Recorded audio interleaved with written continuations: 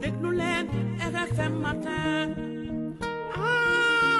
soo leen yeewoo suba teel waaw na ngeen déglu RFM matin bon réveil sur RFM loolu wóor na RFM Matin. RFM Matin. Émission bi yeewaa Sénégal. RFM Matin 7h40 sunu gan David Célestin Faye salaamaaleykum. maaleykum salaam. Fatou Fall mu ngi leen nuyu. ñu ngi lay dalal jàmm. jàngalekat nga université jiite SAES di benn ci syndicat yi ëmb jàngalekat yi nekk ci université yu Sénégal yi di syndicat autonome de l'enseignement supérieur. coow li nag mooy Ziguinchor ak yëngu yu fa amoon étudiants yi doon ñaawlu li kilifa yi diggé woon ci yeggali chantier foofa ndax ñu seen njàng gën a yemb ñu amal ay jàmmarloog policiers yi fan yi yëpp ba démb kilifa yi dogal ni dañuy tëj université bi université Assane Seck bu Ziguinchor nan nga gisee dogal boobu ñu jël démb kon foofa ca Ziguinchor. waaw jërëjëf waaw déjà ñu wax ni gis nañ décision bi wax ni déjà violence yi ñoo ngi koy condamné parce que itam c'est vrai problème mën na am waaye saccage ay locaux wala ay véhicules donc warul ci biir université maanaam problème am na waaye ñoo ngi condamné violence boobu te ñu woo étudiants yi ñu gën a dal problème yi comprendre nañu ko mais ñu dal donc yàq ay oto vraiment du solution waaye ñu wax itam tëj université bi solution parce que c'est la solution la plus simple et la plus simpliste plus facile en fait mais gis nañu léegi Sénégal tëj université moo gën a yomb que terminer chantier lu ñuy wax daal le SAES est contre la fermeture de l'université parce que université on n'est pas un pays en guerre donc li ñu ko waxoon bi ICAT tëjee noonu la ñu koy waxaate léegi université jàng ak jàngale d'autant plus que les années académiques sont décalées tey lu ñuy xaar mooy que chantier yooyu ñu pare leen ni ko gouvernement bi tam depuis 2015 ba léegi ay nan la ñu mënee comprendre ay chantier depuis 2015 ñu entamé ko mënuñu ko pare li ñu war a xool mooy lu tax chantier mënul pare su parewul itam donc les problèmes sont les mêmes. C'est quand même scandaleux hein. C'est scandaleux parce que aujourd'hui au Sénégal on a actuellement ñaari universités yu jàngul dañuy gis Ziguinchor mais tey soo demee USSEN jànguñu parce que foofu itam ba léegi mënuñu tijji parce que les chantiers dafa délabré soo demee pareegul sax yàqu. oui en fait chantier yu bees yi déjà non seulement am na yu pare dañ ko tëj max yi sax ñoo ngi lekk bunt yi mais li may wax foofu mooy que locaux yi ñu leen aaloon la ñuy wax parce que amuñu ay locaux yi c'est des locaux vétustes dal yi di daanu ci ay di daanu donc loolu itam. est-ce que amul sax yoo xam ne dañ ko loué. waaw loué ay mairie bi bari na ay locaux ñu loué mais université en location loolu dafa war a wees ñun on est en 2024 bientôt 2025 lu ñuy wax mooy que chantier yi nga xam ne dañ ko entamé depuis 2015 ñu mën ko livrer. mais loolu nu mënee nekk nag ci nguuru Macky Sall ñu suub ay chantier juróomi at juróom benn jàpp juróom-ñaari at sottiwul. fukki at sax daanaka. ñun daal SAES moom quel que soit ki fi nekk le discours est le même ñun xooluñu ki fi nekkoon mais lu ñuy wax mooy que chantier mënuñu comprendre ay chantier depuis 2015 parce que Ziguinchor c'est pas maintenant nit ñi dañuy fàtte parce que wax nañ ko rek même SAES plusieurs fois le ministre est sorti il a fait des promesses partout et malheureusement temps il est aphone il est apte à communiquer dans tous les sens mais sur cette question on l'entend pas donc lu ñuy xaar mooy mu wax ñu li mu waxoon étudiants yi li mu waxoon SAES mooy fan lañ ci toll c'est vrai que y a des difficultés te président bi wax na ko démb il faut que ñu auditer chantier yi baax nañu auditer chantier ñu xool xaalis boobu fu ñu ko def anamu aussi lu tax chantier mënul pare donc vraiment c'est très sérieux et ñun lu ñuy wax mooy que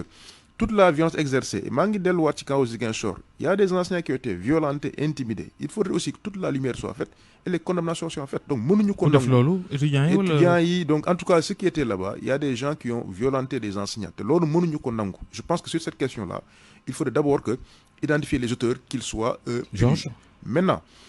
je pense que aussi je reviens sur la fermeture nous sommes contre et ça ne peut pas prospérer. bu ñu delluwaatee ci kaw Ziguinchor bu ñu taxawee foofu ba léegi kaw Ziguinchor est-ce que war naa mën a surprendre ñuy yàq di taal di def lu ni mel au regard de ce qu'on a vécu de ce que l'université Cheikh Anta Diop dund daaw. mais université Anta Diop waroon na yee nit ñi ci lu bari en fait c'est-à-dire que normal li SAES mos a wax mooy sécurisation des universités parce que xam nañu on savait on voyait venir mais xamuñu woon kan la UCAD jëluñu leçon UCAD yi parce que itam université il y a une violence ambiante commencé wul seulement Ziguinchor mais ak UCAD mais amoon na Saint-Louis bi ñu reyee étudiants yi en 2018 vous avez vu le rectorat a brûlé beaucoup de locaux ont été saccagés bureau recteur daf ñuy usé ci biir donc violence bi elle est endémique elle est là on n'a pas trouvé les bonnes solutions mais li may wax la violence aussi elle est envers les étudiants qui ont été tués ces dernières années pour lesquels gisuñu enquête bi nga xam ne daan fi ne auteurs yi ñiy rey étudiants yooyu aussi am na violence boobu yi nga xam ne résoudre ñu ko donc la violence elle est à tous les niveaux te war nañu aussi ni ñu war a en tout cas trouver auteurs yi saccage yooyu sanctionner leen noonu la ñu war aussi trouver auteurs yi qui en tout cas ñiy rey étudiants yooyu bi nga xam ne kenn xamul ñan la donc la violence elle est là mais pour man il faut que ñu xool plutôt les causes wala ñu xool conséquences il faut que ñu dellu xool lu tax violence boobu parce qu'on a laissé faire parce que y a des années où il y a eu beaucoup de violences pour lesquelles on n'a pas sanctionné conseil de discipline du sanctionné on a vu des enseignants violentés menacés intimidés mais conseil yi du fonctionner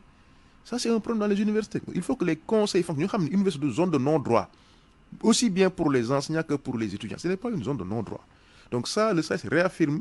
son attachement à la sécurisation au respect de toutes les composantes muy étudiants pairs parties donc la violence n'a pas sa place dans l'espace universitaire. étudiant yi dafa waxee moom ñu ne la franchise universitaire. waaw franchise ça veut pas dire en fait def lu la neex franchise am na lu ko encadré franchise yi mooy commencer respecter sa bopp respecter ñeneen ñi donc franchise donc am na lu ko encadré ça ne veut pas dire aussi zone de non-droit def lu la neex non parce que itam mënuñu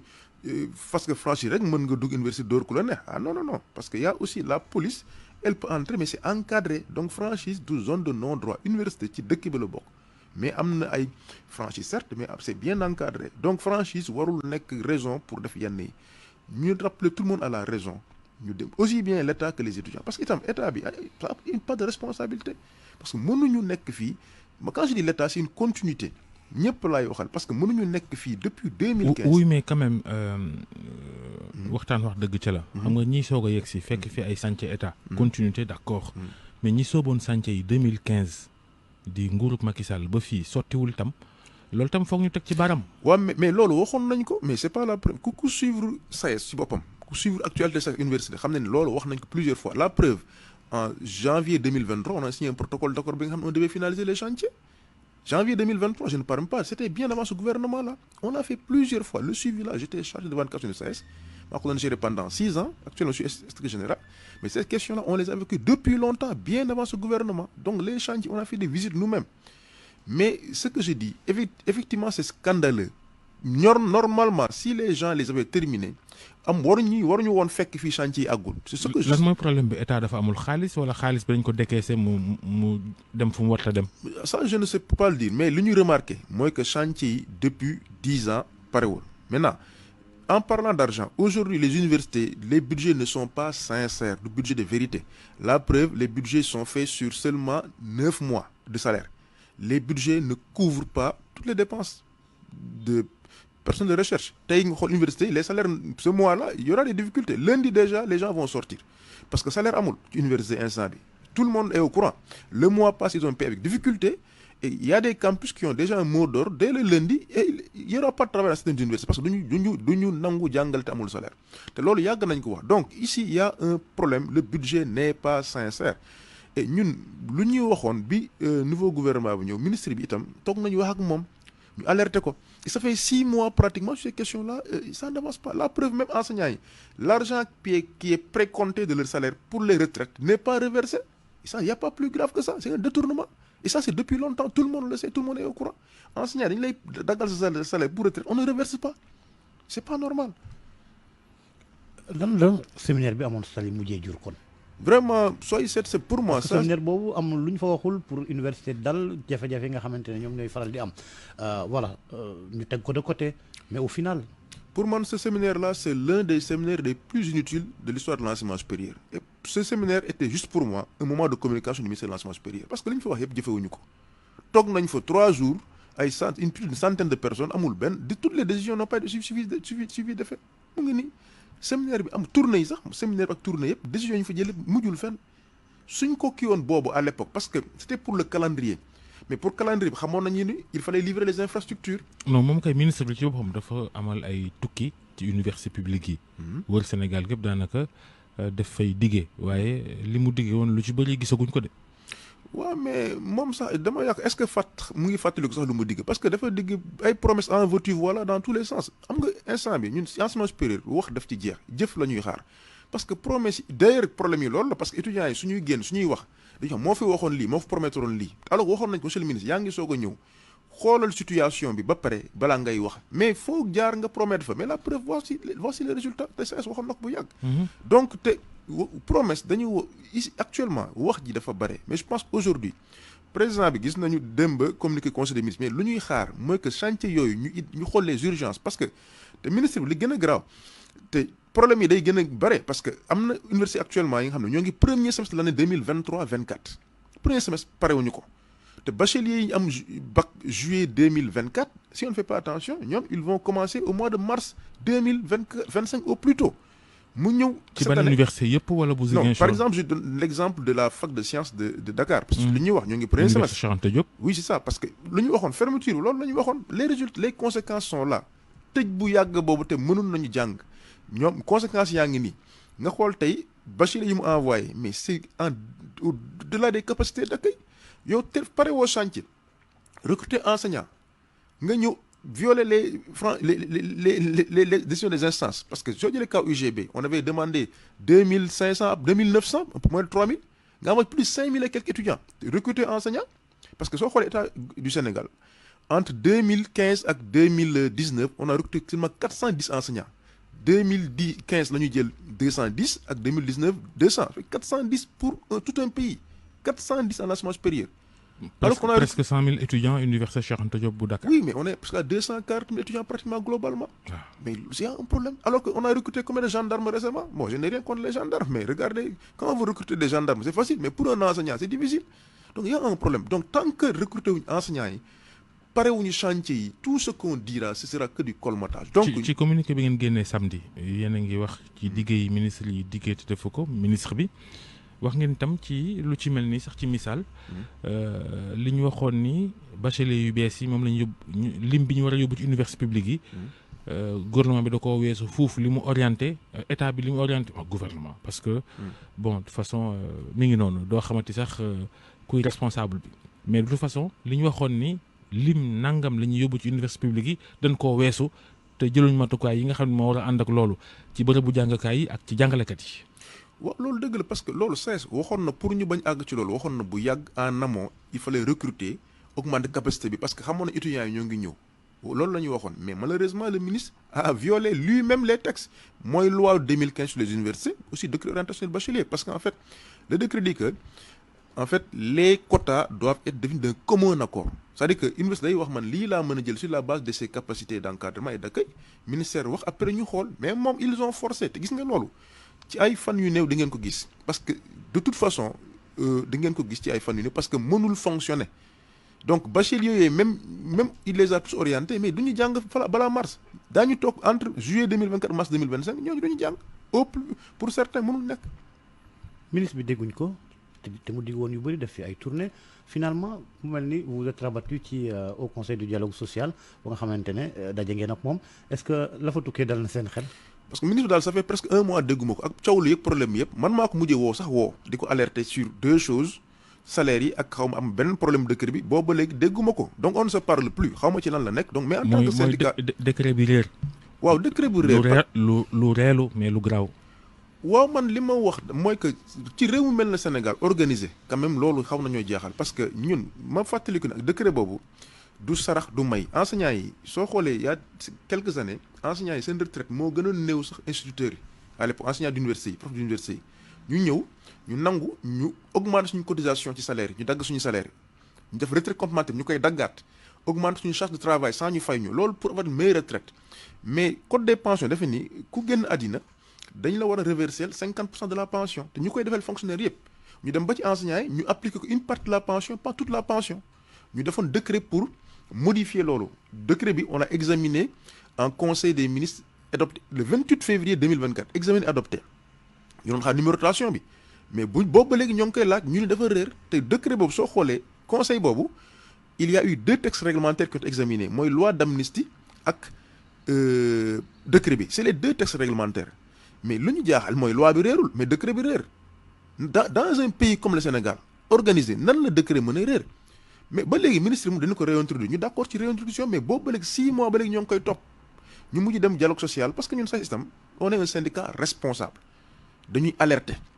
parce que d'ailleurs ñun bu ñu nommé foofu la njëkk a dem bu ñu élire foofu la njëkk a dem gis Innocence Ntap à l'époque ñu demaat ci ki koy succédé muy Dianté wax ko tous les griefs que nous avons wax ko difficulté te décret boobu c'est une question qui est non négociable ma waxaat ko gis nga ci fan yu néew SAES dina génn pour ce décret là doolul duñ ko may kenn parce que décret bi duñu nangu liggéey ba génn àddina njaboot yi fi des les ayants cause jabar yi doom yi les veufs et les veuves ñu bañ leen reverser pension ni ñu koy reverser ñëpp duñ ko nangul kenn wax nañu ba sonn dégluñu dans ci fan yi néew on a alerté plusieurs fois te SAES day yëglu wax naa plusieurs fois donc je pense que nous avons atteint nos limites sur cette question de décret bari na ay poñ yoo xam mën nañ ci discuter mais cette question le ministre vous l'avez dit il est apte à tout le temps day communiquer mais il y a des questions peut-être il ne communique plus en tout cas nous ne communiquons plus avec en tout cas le ministre je ne communique plus avec parce que moom dañ koy woo pour alerter ko il ne répond pas nous on va prendre responsabilité parce que foog naa itam dans un pays comme le Sénégal le ministre de l'enseignement supérieur vous avez le syndicat le plus représentatif SAES il ne fera pas l'enseignement supérieur sans le SAES le ministre Abdourahmane Diouf yaakaar ne enseignement supérieur sans SAES dina ko def il ne le fera pas du tout on ne peut pas faire l'enseignement supérieur sans le SAES donc sur cette question-là nous prenons responsable nous avons alerté ñoo ngi gis ay nit parce qu'il n'est pas la seule personne bi xam mën nañu ñoo ngi gis d'autres ministres d'autres personnes yu wax ak ñoom parce que su waxul ak ñun ñu wax ak ñeneen te question bi on a alerté foog naa ne ñi ko waroon dégg nañu ko. est-ce qu'à ce rythme-là dinañ stabiliser université. mais mënuñu ko parce que y a des intrants en amont y a des préalables ay prérequis préalable mooy déjà il faut pacifier mooy que les rapports soient c'est pas un rapport hiérarchique on est des partenaires sociaux donc il faut que mu may ñu respect may ñu cër bi nga xam ne am nañu ci enseignement supérieur cër bi il faut que ñu jox ñu ko ba pare parce que enseignant il faut que ñu jox ñu cër bi nga xam moo ñu yellool maintenant bi ci des mooy que li ñuy waxoon ci capacité d'accueil il faut que ñu pare ko y a pas d'autre alternative Ziguinchor li ñu fa def moom c'est la solution la plus simple c'est une solution de facilité c'est une fuite en avant mënul nekk parce que tëj boobu itam moom moo indi problème UCAD donc stabilisation bi mënul nekk parce que les budgets ne sont pas sincères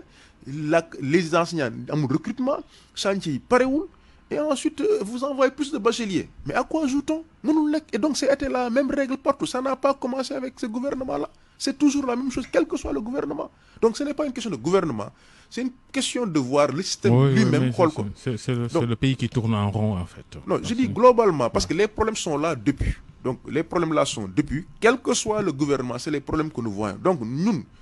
ji ñu ko kenn mais ñun lu ñu observé le problème il est là il a commencé depuis longtemps et il continue et donc on a le même ton quel que soit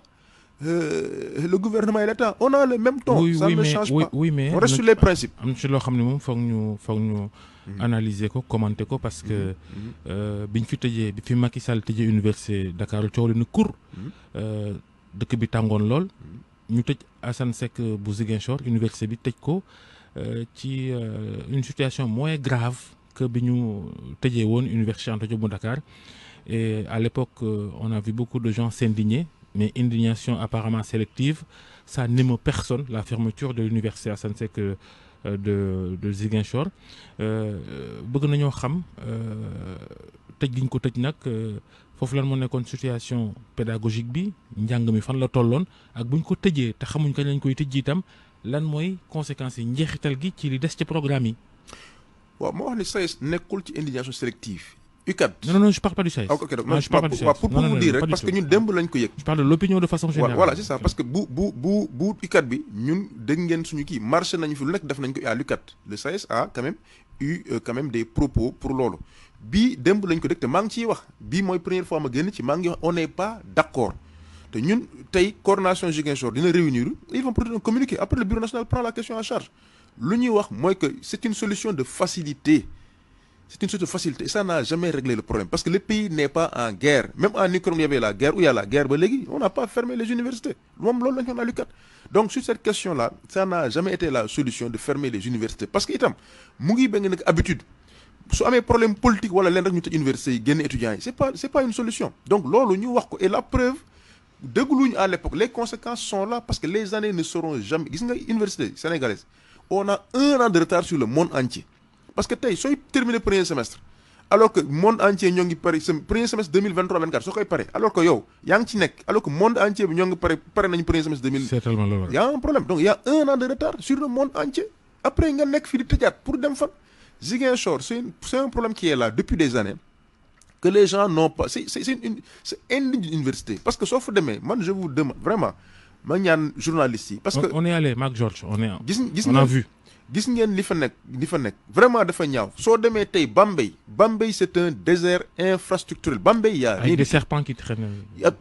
Bambey am na benn chantier dafa yàgg ba maçon yi fa nekkoon dañu jël mosquée tabax ko taf ko ci chantier bi parce que xëy na pour ñaan xëy na chantier bi gën xam nga donc pour vous dire que il faut quand même benn instant la question des chantiers ñu teg ci loxo parce que président wax na ko dégg ñoo ngi xaar en tout cas mesure yu ñu jël mais ñu teg ci loxo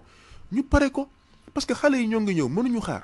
Merci David Célestin Faye secrétaire général SAES. jërëjëf Georges jërëjëf Dieynaba.